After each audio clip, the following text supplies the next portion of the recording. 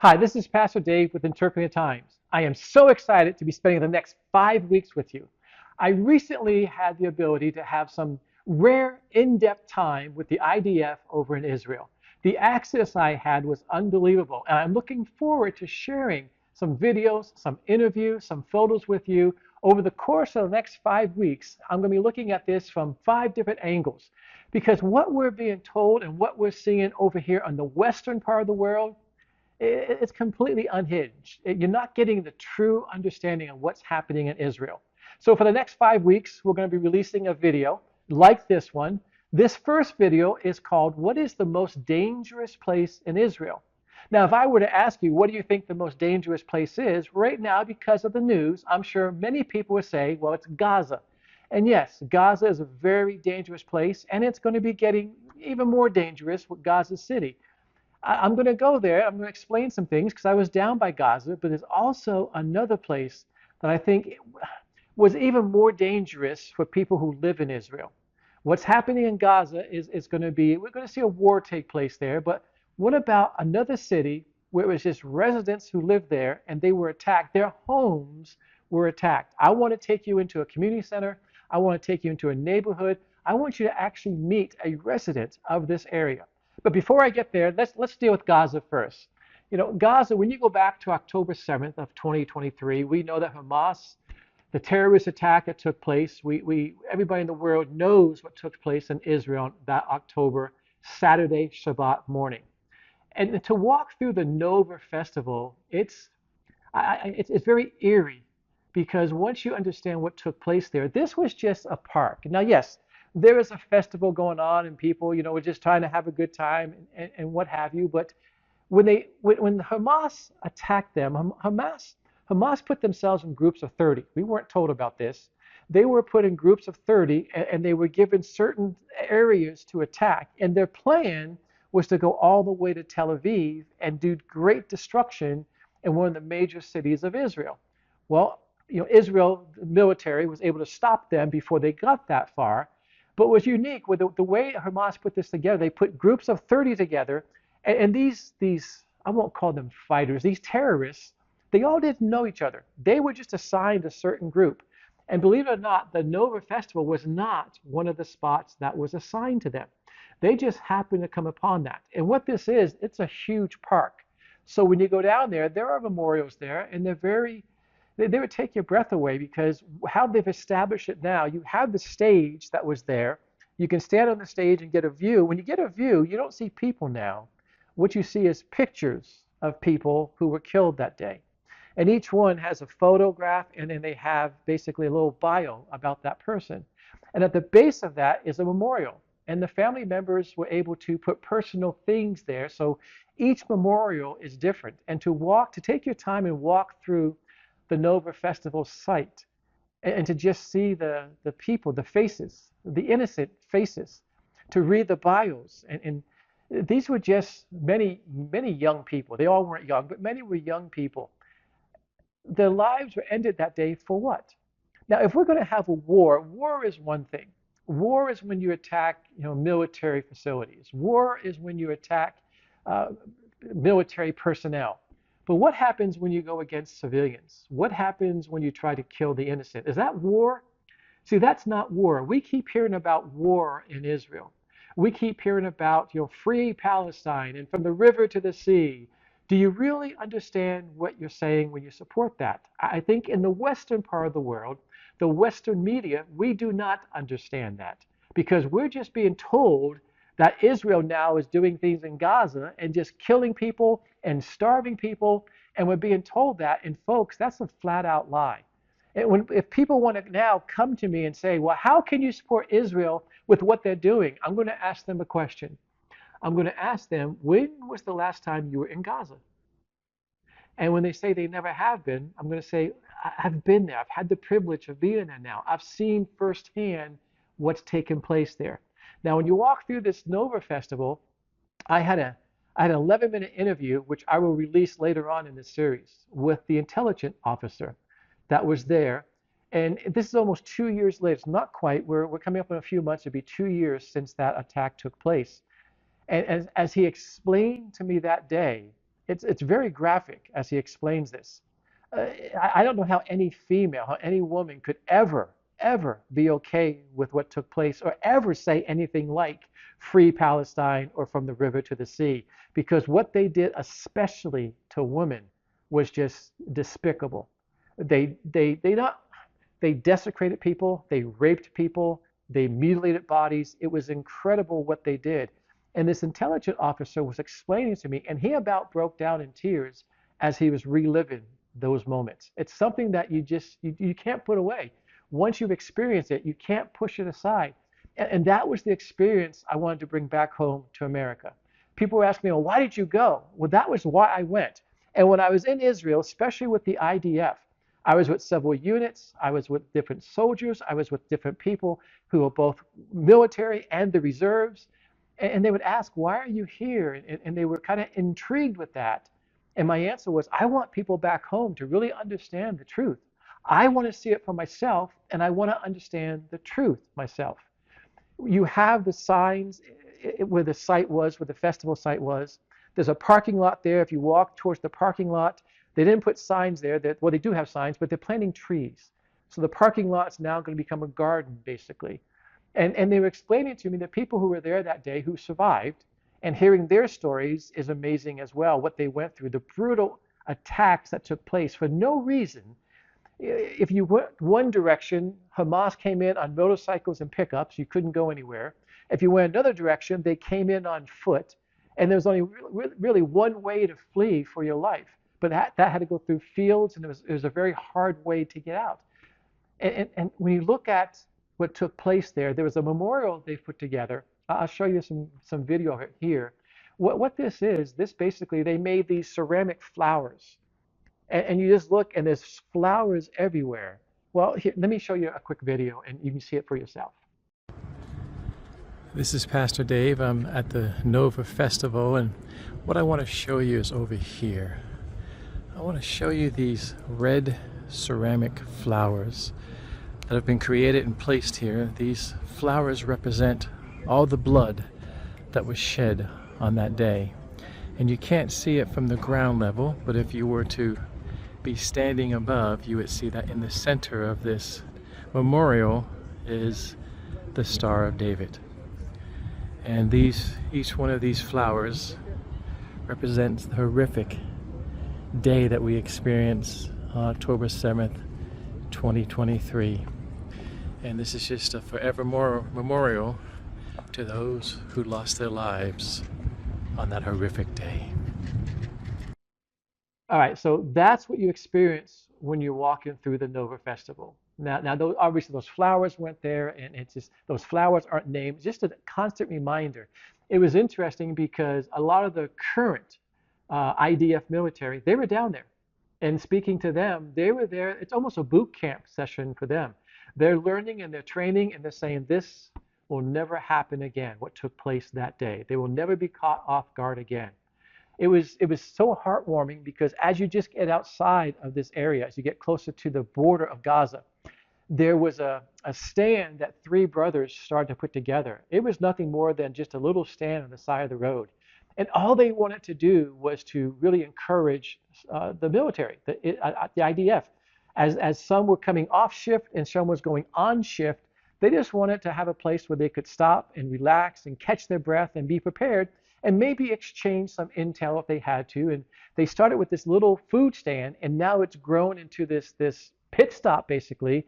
It's a covered area. They have hot food there. They have refrigeration behind it. They have a storage unit. So soldiers can come, they can stop, they can get a hot meal. It's all free. They can sit, they can relax, and they can just debrief. And as some are coming and some are going, they can exchange intelligence, and they can talk and keep people up to date. It was an amazing time to sit and to listen and just watch and be amazed at the courage that you're seeing over there, the heartfelt anger and pain that they're going through. And as you go to the festival, this is in between the actual site and a second site that I went to, which I don't even know if I can explain what it was like. I'm going to show you some video here. This is where the cars were. If you remember when the attack took place on October 7th, what the world saw was pictures of the park and cars, many, many cars, where a lot of bodies were shot and killed. Cars were burned. There was rockets that were fired, and many cars caught on fire from that. Not every car had people in it, but there was thousands, literally thousands of cars. And it took them into 2024 to take all the cars off the road and to put them someplace, and they built a memorial. And the cars are stacked on top of each other. And I'm going to show you another video of that. And I try to do a panoramic picture to show you what it was. And unless you're there, you really can't understand the depth of death and what took place there. And talking again to some of the IDF military personnel who removed some of the cars, who were in charge of doing this, they were saying that, in the Jewish culture, really in life, someone's blood should be sacred. And if someone was in the car and they were shot, they were killed, somehow they were burned to death, their ashes were still in the car. If they were shot or killed, which happened many, many, many times, and their blood seeped out to part of the car, when they removed the ashes, which they were very careful with, they took their time with it, when they removed the ashes, if something in the car, blood spilled on part of the car, that car also was taken with them and buried with the person because the blood was sacred. And where I was traveling here, the road was pretty new. And I said, well, it looks like they redid the road. And they did. They had to. Because the heat and the destruction for miles of these cars was so intense, the road itself melted. This is how dark it was. This was demonic, what took place down there.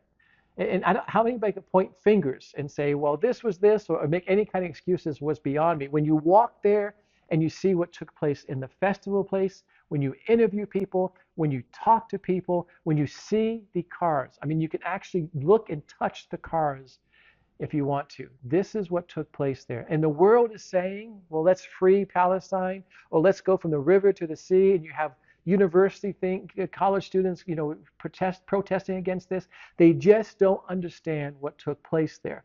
So again, I want to show you the car. Let me show you a quick video of what took place in the cars. And I wish it would do justice, but to see this sight is just amazing. Watch this video. This is Pastor Dave. I am down at the Nova Festival site, and let me just put into perspective what happened on that day. What I am showing you now are automobiles that were burned, and yes, with people in them. And what you're seeing is actual automobiles. It took them months to remove the bodies.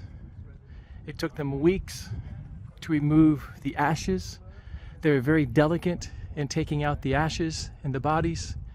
And as you look, I'm just walking down, you can see car after car after car that was completely burnt up. In Hebrew, the blood is holy. So what they did, if blood was shed anywhere in the car seat, or what have you, that part of the car was buried with the person. And they were telling me, talking to the IDF, they were saying that it took them sometimes as much as 3 weeks to remove ashes from these cars, because they were very sacred and they were very delicate in what they were doing.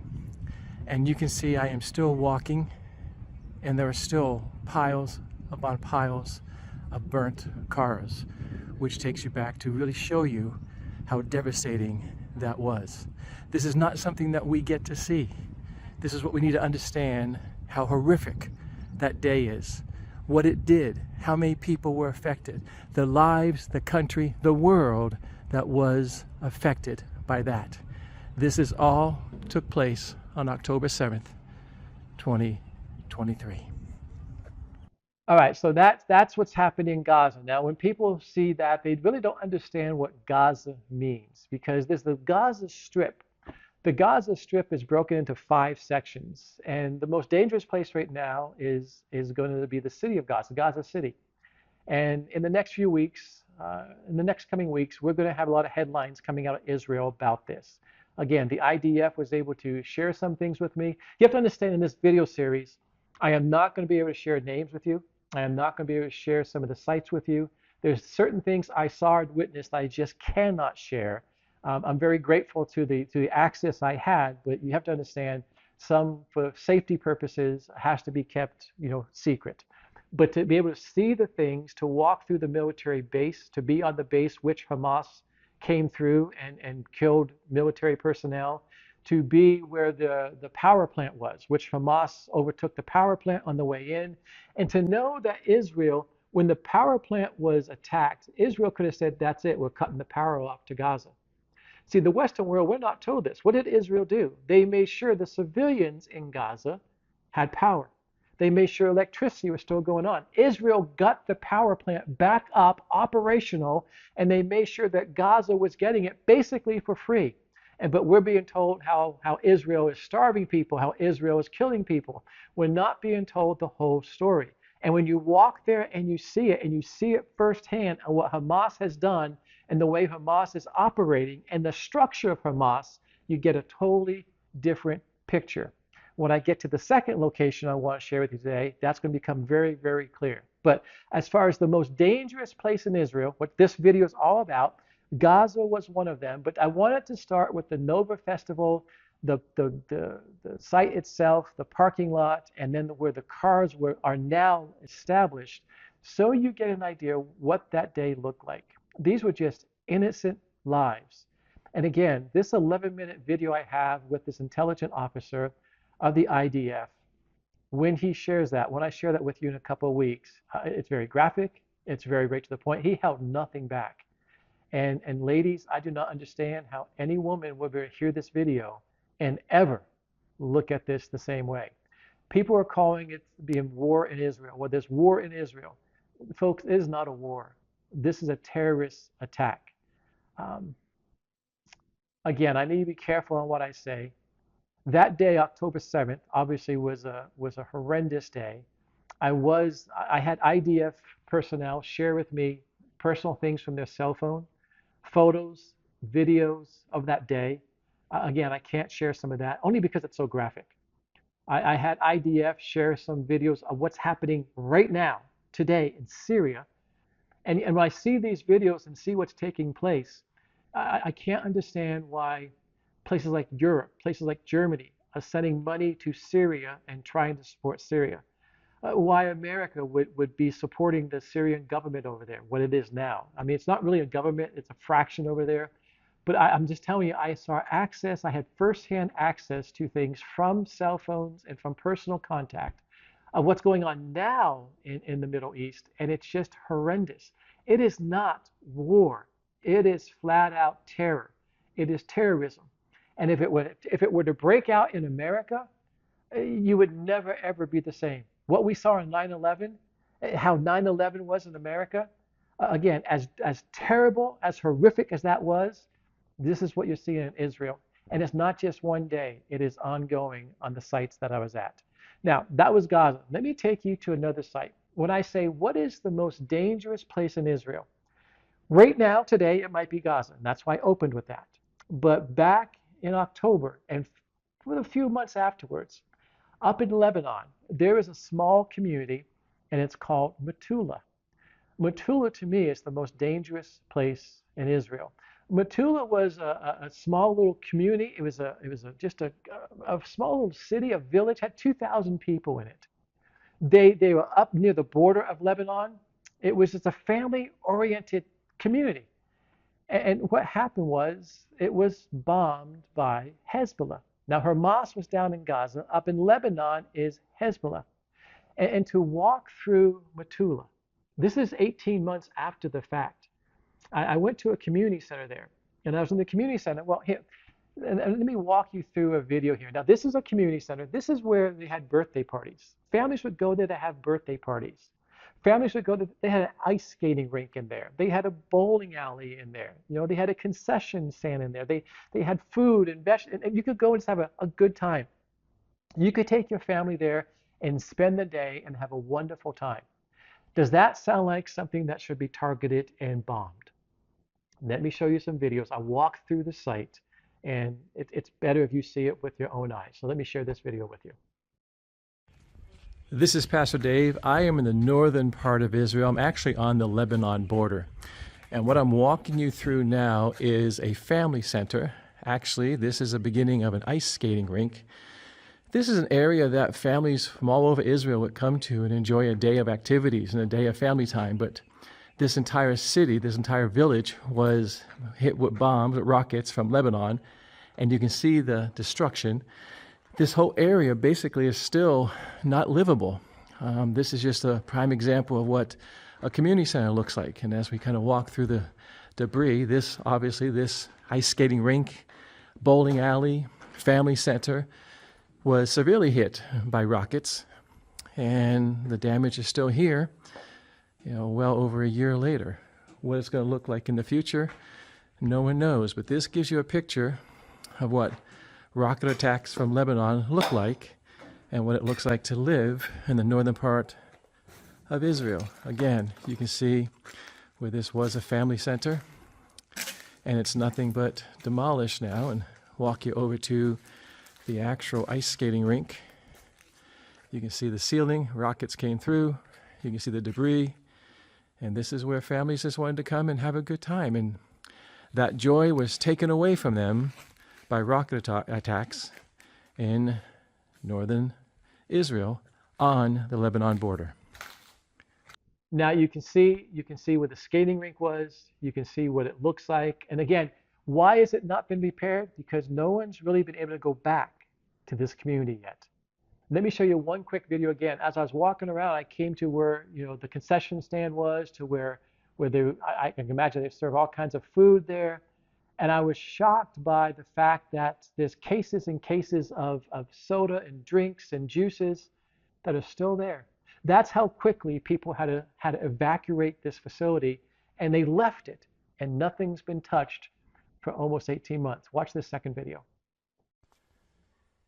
This is Pastor Dave, and again, I'm still in the family center, but I'm looking at what would have been like the food bank, basically. You can see cases of soda and water and juice.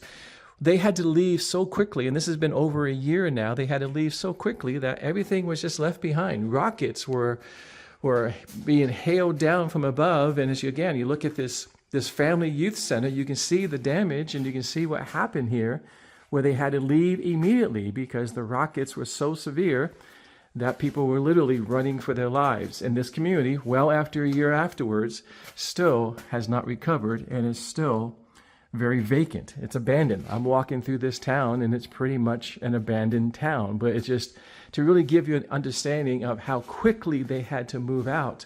Again, here is their snack shop where they left, cases upon cases of drinks and food. There wasn't time to do anything but to run for their lives. I hope this gives you a clear understanding of what it's like to be in northern Israel. And again, this was the main entrance, completely destroyed. All right, so you can imagine how quickly people had to evacuate there. Now, could you imagine having your 4-year-old, your 6-year-old, your 8-year-old child out for a day of family fun, and all of a sudden rockets start coming through the facility? The roof is destroyed. The skating rink is destroyed. Everything is destroyed. You can imagine the panic and the heartache. You can imagine the bloodshed and how many lives were lost, all because you were trying to have a day of family fun. Does that sound like war to you? Now, when you look at Metula, this, again, a village, a city of just 2,000 people, this is 1.5 miles from 3 borders. You have Lebanon, Syria, and Israel. So you have attacks coming from 2 different borders upon you. And you might say, well, why would you live there? It's just a quiet village up in the mountains. It's a wonderful place to be. So once I saw the community center, I kind of wanted to walk down and walk through the neighborhood. Basically, no one has returned to several sections of the neighborhood. There's one section further away, lower, where people have started to come back, again, 18 months later. But there's many places up near the border where they just haven't come back. In fact, let me show you some houses. As I'm talking through this, let me show you some of the houses. Again, these are personal residents.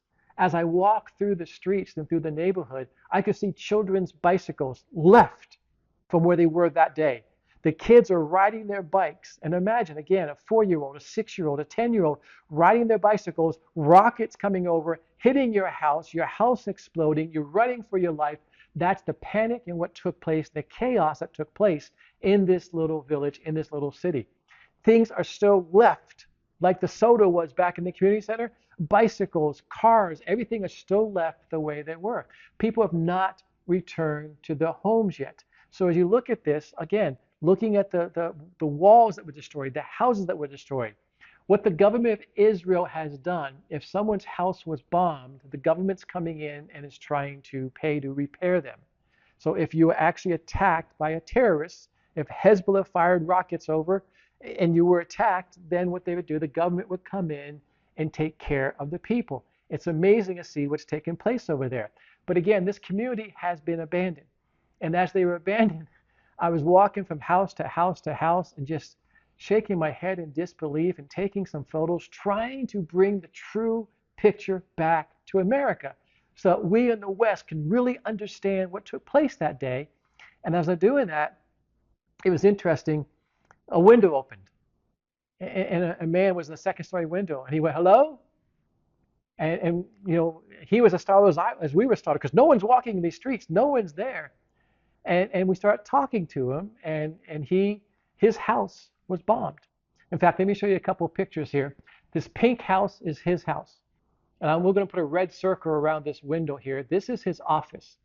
And as he's telling us the story of that day, when the rockets came his way, he was working in his office.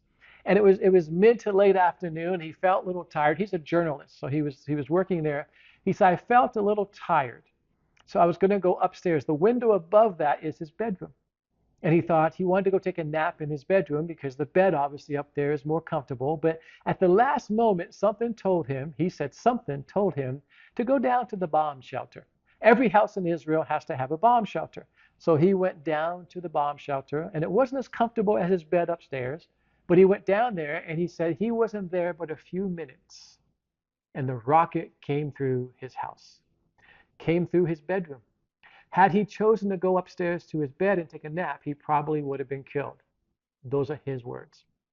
And as he's in the bomb shelter, when he heard the rocket come through, his first reaction was to open the door and go out and to look and to check. And he said, "I don't know why." He said, "But I went back to when I was 10 years old. And when I was 10 years old, I remember seeing this movie where the Germans were someplace and a bomb came in and the Germans went out to check on it. And when they did that, the second bomb came in and wiped out all the Germans." He said, "So I went back to when I was 10 years old," and this man's in his 60s now. So his mind went back more than 50 years. And he said, "When I did that, I closed the bomb shelter, and the second rocket came into his house. And it destroyed the entire front of his house. Had he left his bomb shelter the second time, the second rocket would have killed him." And as he's in his window upstairs talking about this, we're having this conversation, and I'm just really wanting to meet this man. And I say, "Hey, can you come down and can we get a picture together?" And he said, "No, no pictures. I'm not shaved." And I said, "That's okay. I'm not shaved today either." And we were just talking, and I was there with somebody else. There was two of us there, another pastor. And we said, "Well, can we pray for you?" Now, he's not a believer. He's a French Jewish journalist. And he says, "Well, I can't stop you from praying." And we said, "Okay." He says, "You can pray one time a day for me." So with permission, I prayed with him out loud. I said, "I just prayed for him." And from the window, he said, "You're pretty good at that. Maybe tomorrow you can pray for me again." So we had a little laugh about that. And we just kept talking and talking.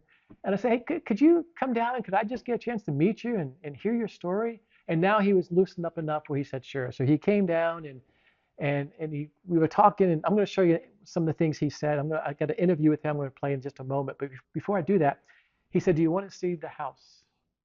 And he was going to take us into his house. And before he did that, we were talking. I was like, "What was it like that day? And what is it like to live here?" And from his window, you can see the wall where Lebanon is. I can show you some pictures. I actually went up to that wall and I touched the wall, and then I went around the wall to actually put me in Lebanon. There's a Israeli military base there, and talking. Well, let me tell you a little side story. While we were up there, I'm touching the wall in Lebanon, and I come out, and the wall's only so thick. I went around there, and there's a military station there, and one of the soldiers was there, and he's in his 20s, and I said, "Do you speak English?" And he said, "Yes." And I said, "I just want you to know that there are people in America who are praying for you." I said, "I pastor a church in Phoenix, Arizona, and I want you to know there's a congregation, I can tell you, there's a congregation in Phoenix that cares about you and is praying for you." And this military soldier, this IDF soldier, about broke down in tears. That touched him so much. And his words were, "Thank you. It seems like the world's against us. It's nice to know somebody is supporting us." And when he said that, I just touched my heart and said, "Brother, I don't know your name." I asked him, he told me his first name. I won't repeat it. And I'm praying for you, and I will be praying for you, and I can guarantee you there'll be people back in America praying for you as well. So again, I'm going to ask you to pray for the IDF because of what they're doing. Anyhow, so back to this house, this pink house. Stefan comes out, we start talking, and we did a little interview. Let me share a clip here with you. This is Stefan. I'm not going to give his last name. This is Stefan. He lived in the pink house. He's now living in the house next door. He's running electricity all kinds of ways, trying to get power with this. Has a small little fridge. He's barely getting by, but he didn't want to leave. He's the only one in the entire neighborhood, the entire community who's there. Everybody else still has not come back. And again, we're 18 months into this, and he was there. And what he said in this interview was just mind-boggling to me. So listen to this. This is Stefan. The pilot must ask for permission to open fire. And we record, even with a gun, we record every time we shoot. Yeah. And we have to say what we believe the outcome of the shooting is. Yes. There is nothing like that. Like all these houses have been hit precisely. Yes. I know from which house they shot at my house the 2 missiles. You know. Yes. Which And one? and after I remember, don't worry. After the war, when they come back, I'm going to pay them a visit. Because I know them. We know each other. Know them. Of You course. know them. Oh my. Of course. Before 1967, there was no fence between the countries. And we were playing football with them. Aye. The parents didn't like that a lot. And we were continuing to play in the night. So was it the military taking over their house, or was it them firing? You mean on which The side? friends, your friends that you knew. No, from I their didn't house. speak of friends. Okay. You said friends. No, if they shoot on my house. Well, you played football for a You while. knew so- some. yeah. He said he Not knew. the guys in that. Yeah. Right. No, they Same were place. the little boys of that village. And at that time, there were Christians too living in that village. But the Muslims, it's like that. I'm not racist at all. I mean, there are good and bad people everywhere in every Sure. community.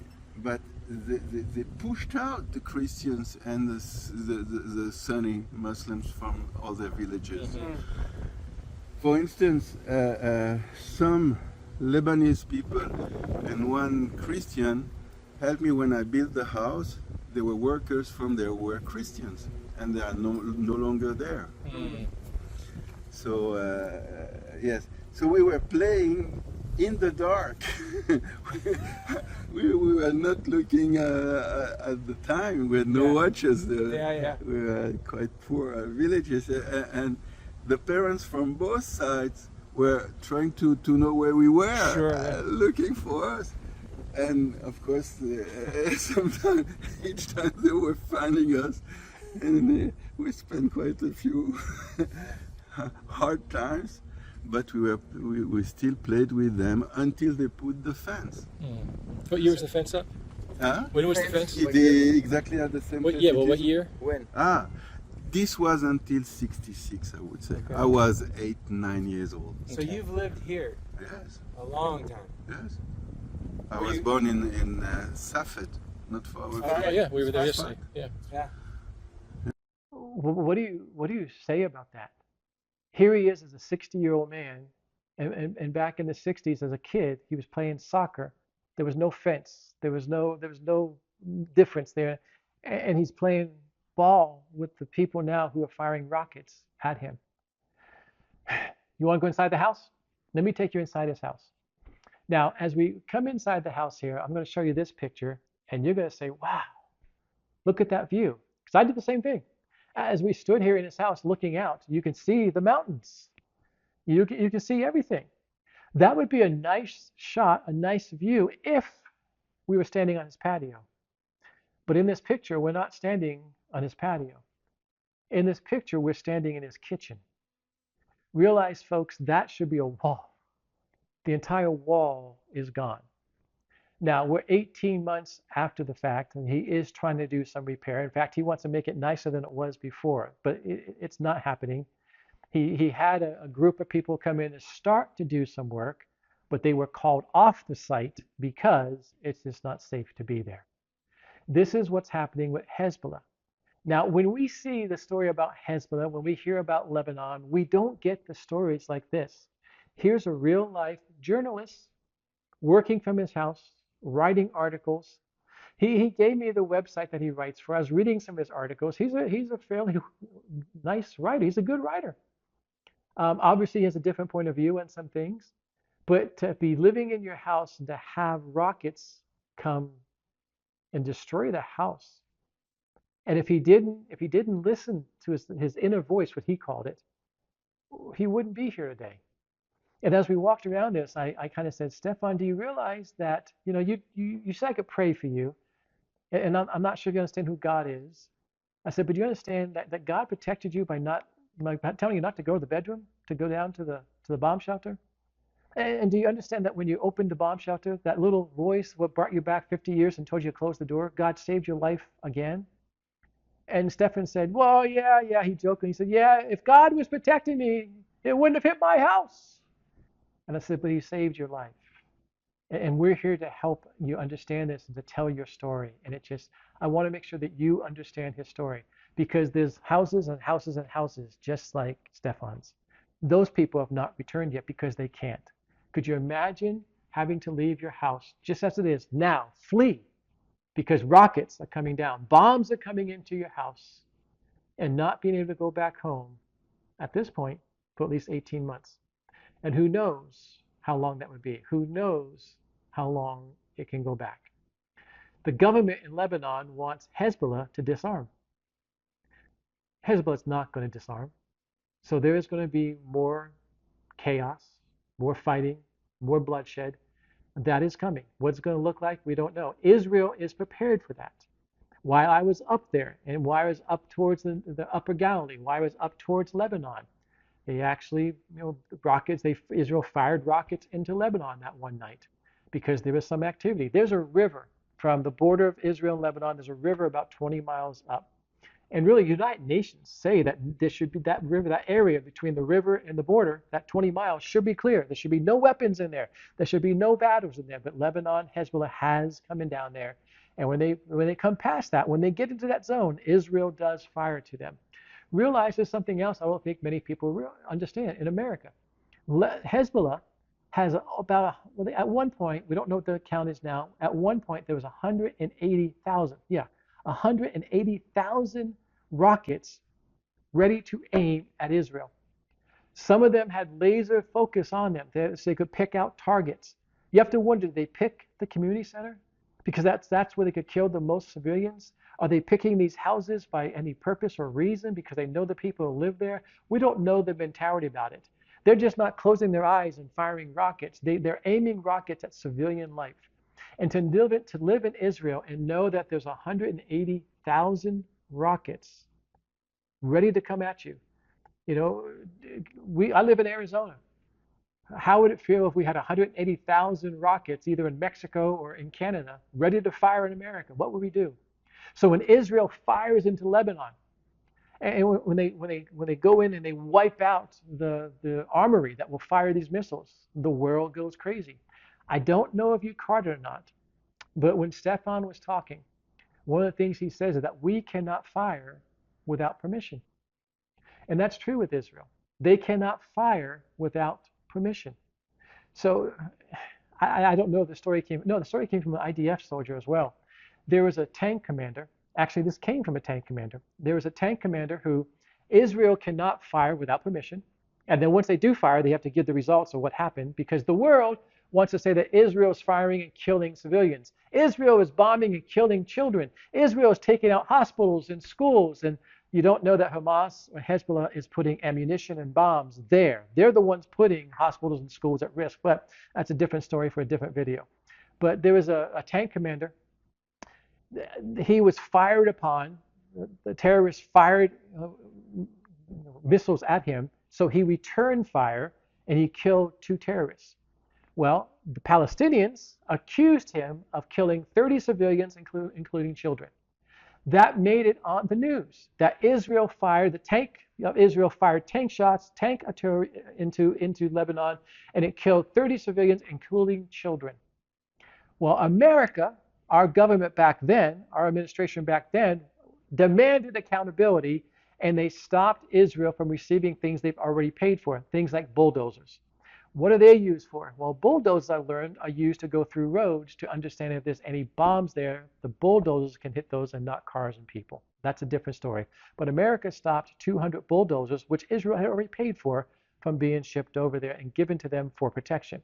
But this tank commander now was put on trial. By who? By Israel. Now, when I say he was put on trial, he was still serving, but he had to go to court, and it took 6 months. And what they did is they have videos from anything that's the tanks. They have video on it.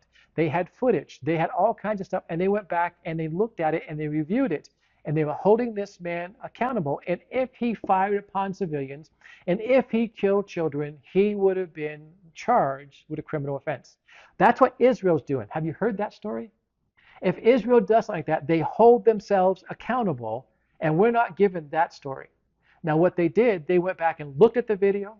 They looked at all the sounds. They had everything. They had satellite. They had all kinds of things they put together, and they realized the Palestinians were lying.